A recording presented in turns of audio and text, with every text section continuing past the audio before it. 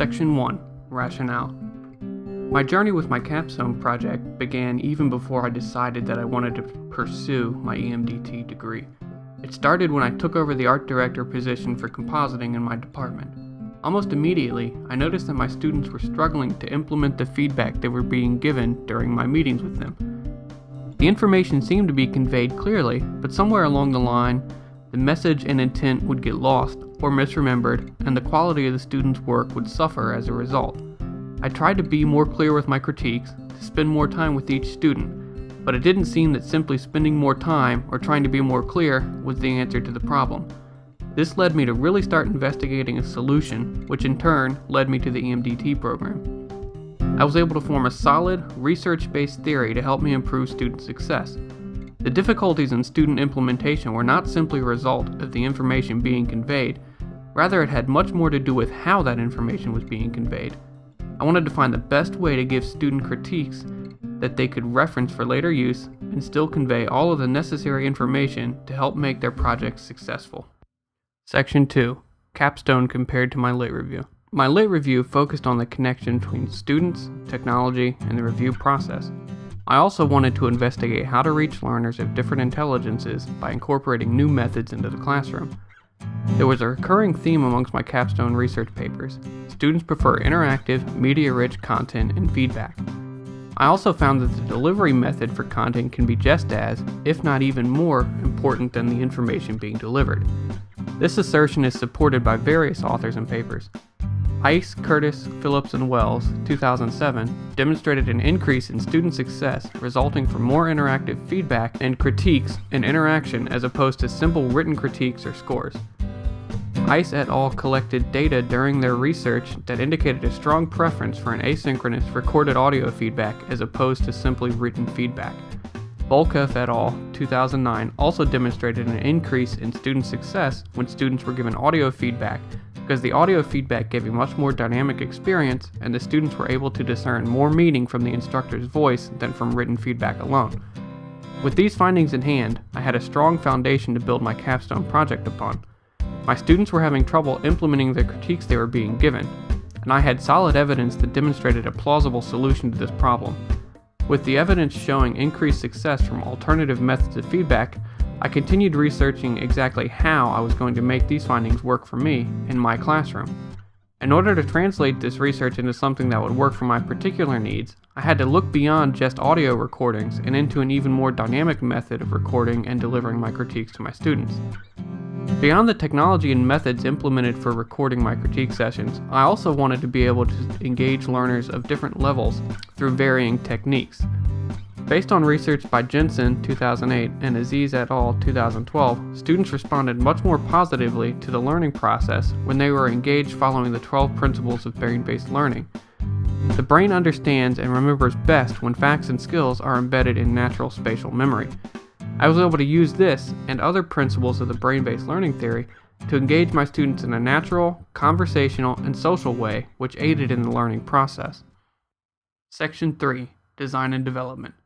My Capstone project went through many revisions from its inception until the final implementation during my 2 research cycles. The initial design ideas included the use of social media and blogging to get students communicating and working together outside of the classroom. After working with these ideas for some time, and even including those ideas as a part of my literature review, I started to feel like I was suffering from feature creep. The scope of the project was growing unmanageable and needed to be scaled back. One of the things that stuck with me from early on in the EMDT program was that concept of scope. I translated this into my action research project to produce a sharp and focused method that did not integrate too many new ideas or overwhelm my learners. Using my lit review research as a foundation, I began to investigate the possible solutions for my classroom setting. I knew that I wanted to include some new technologies into the classroom, but since I teach in a full computer lab, the technology itself was not the most important aspect. It was really trying to find a way to use that technology and software in a way that would push student success. I teach compositing, which is a film-based visual art. When doing critiques, it was important for my students to be able to see and hear exactly what we were going over. This meant that audio recording would be supplemented with screen recording as well. I chose to use QuickTime Player to do the screen recording and the use of a USB microphone for the audio recording. QuickTime is already installed on every lab machine, and the microphone was plug and play, which meant that every machine already had the capability to do everything needed for my capstone project. Along with the screen-recorded critiques, I also wanted to give my students a way to manage the information and track it from week to week. This is where I decided to implement Evernote into the project. Software can be accessed on almost any computer, smartphone, tablet, and other device. It's a note-taking software that allowed my students access to all of their notes and information from any device, and it synchronized those notes automatically. What that meant for student success was that we could develop a checklist of implementation items after each meeting, and they would be sent to their phones and other devices automatically. This helped keep them on track and eliminated lost notes or lapses in memory on the student's part. After I had settled on how I wanted to do the project, I was ready to go for Cycle 1. During my first cycle of implementation, I showed very positive results from the recorded critiques. Students responded that they were much more focused on the critique as it was given, and that having the video to refer back to later made it much easier to implement the feedback accurately during their work time. Cycle 2, on the other hand, showed a decreased effectiveness in critique methods versus a standard critique method. According to the surveys taken before and after each cycle, the effectiveness of my critiques dropped from Cycle 1 to Cycle 2, and even below the average from before the AR project began. The reason for this was inability to effectively use the recording microphone during the sessions.